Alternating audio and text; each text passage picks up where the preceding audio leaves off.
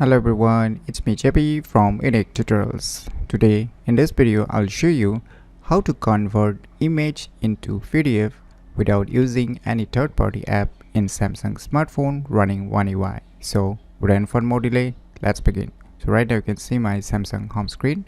So here just open the gallery application. Now at the right bottom you can see three horizontal lines. Just tap on it. And now you will see a settings option. Just tap on it. Just scroll down below. Just tap on the about gallery. And now just keep tapping on the version number until you see the gallery labs is enabled. So firstly enable the gallery labs by tapping on the version number and just move back. Now just scroll down below. Now you will see here one option written gallery labs. Just tap on it.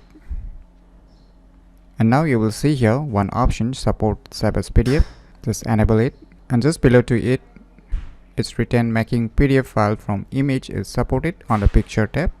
So kindly read the instruction written below under this option. Now just move back. So at the bottom you can see it's saying it will work only in the picture tab. So finally select the picture tabs, which I have selected right now. At the bottom you can see need to select the picture tab, and now after that just select the images which you want to convert into PDF. After selecting, you can see the three dot icons on the right bottom that is written more. Just tap on it. Now you can see save as PDF. Just click on it.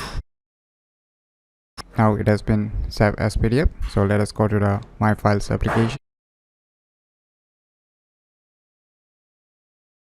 So finally you can see we have converted all the images into a PDF. So you can see here.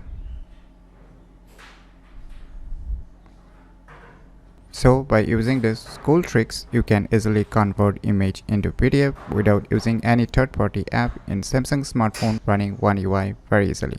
So if you never known about these cool tricks, then you should definitely give it a try. So if you find this video tutorial useful, please click on the thumbs like button, and if you're new to our channel, click on the subscribe button. And lastly, thanks for watching.